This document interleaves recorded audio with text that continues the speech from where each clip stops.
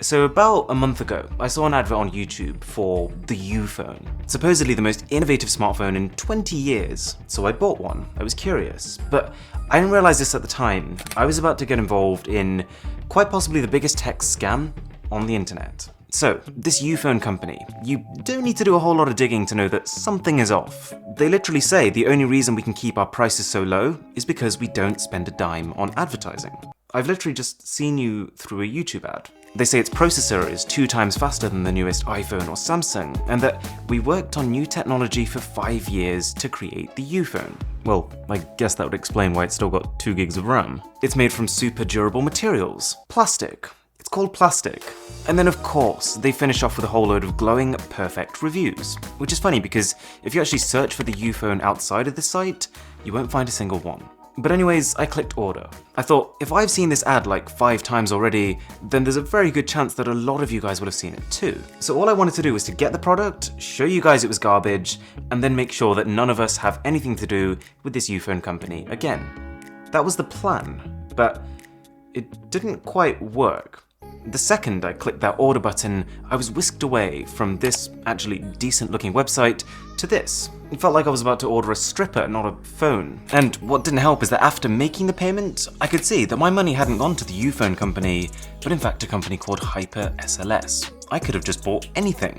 It only took a very quick Google search to find that Hyper SLS, or Hyper's Tech, is not a very liked company. They've managed to get over 2,000 negative reviews on Trustpilot, and they've been accused of pretty much every type of scam imaginable. Sometimes they've shipped a product, but one that doesn't at all match the claims they made about it. Sometimes they didn't even ship the product at all, and they just gave a fake tracking number. But the worst one I saw was someone who'd bought a product and was trying to return it. And this company gave them a fake return address. Who are these people? I tried finding the company address on Google Maps, and it just takes you to this random building in Hong Kong. I was kind of confused. It looks less like a company headquarters, more just like a block of flats. But then things started falling into place. I was back on the U phone site, trying to see what else I could find out about this company, and I realized, wait a second, that phone looks familiar. And sure enough, one reverse Google image search later, the most innovative smartphone in 20 years is nothing more than the $60 Ulefone S10 Pro. So I'm guessing that for the few people who do get their items delivered,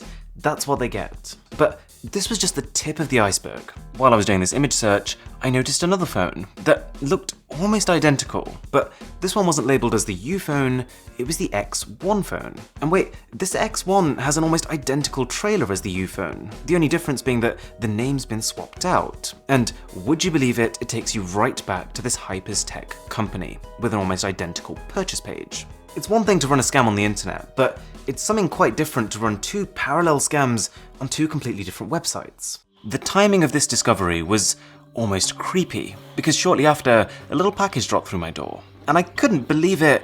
It was an X1 phone. I'd ordered a U phone, but ended up getting the X1. So these 2 brands were obviously linked.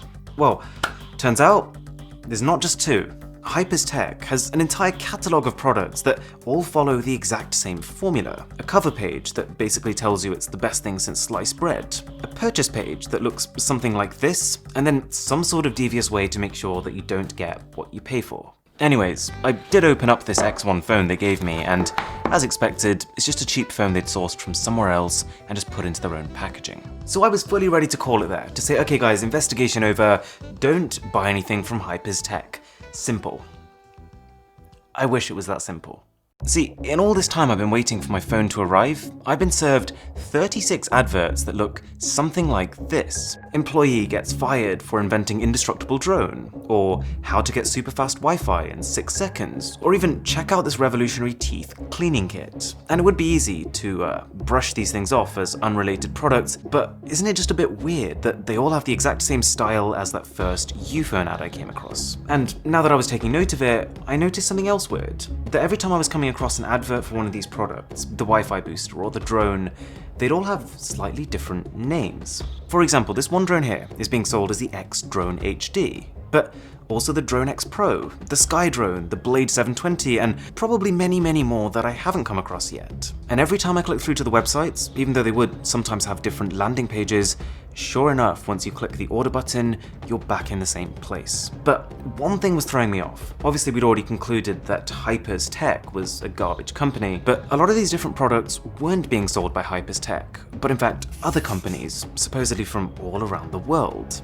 The U phone is from Hong Kong, yes, but the Wi-Fi Ultra Boost is from a company called Mrwhosetheboss in Estonia. There's a laser keyboard, which is from MDE Commerce Limited in Malta, and there's a Drone X Pro, which is from a different company in the United Arab Emirates. So either it's a whole bunch of companies that are collaborating on this scam, or there's one person behind the entire operation. And at this point, I was siding with the latter. You might be wondering at this stage though, why? What's the point setting up all these different companies and websites just to sell the same products? Well, put it this way, we see a lot of scams online. Just take that whole Escobar phone situation. Escobar promised people a phone and didn't deliver. But here's the thing, once Escobar has made one scam, or maybe two scams, most people are going to think twice about buying if they create a third one. But what I think is happening here is that every time a scam is being discovered and being exposed on YouTube and on Trustpilot, whoever's behind this just creates a new company, creates a new brand name, and then carries on selling the same product under a new identity. If I do a quick Google search of that Drone X Pro, for example, this video is the first thing you see, telling me that the Drone X Pro is a scam. So whoever's behind this probably thought, okay, it's time to just relabel our product now as the Sky Drone, so that when people search for us, that video isn't going to show up. It's devious, isn't it? And I can't emphasize how widespread these companies are across the internet. There's a site called Mega Deals, seemingly unrelated, but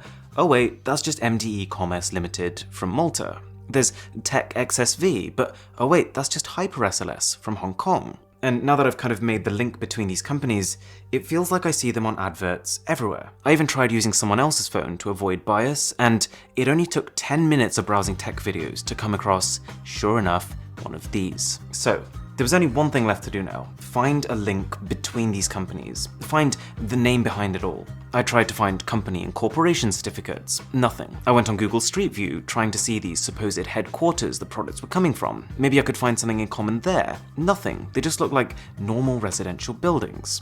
But then I found something. And how I got to this answer was actually through an article written about Mrwhosetheboss, the Estonian branch of this operation. So, we've had a virus, right? We've had a huge pandemic.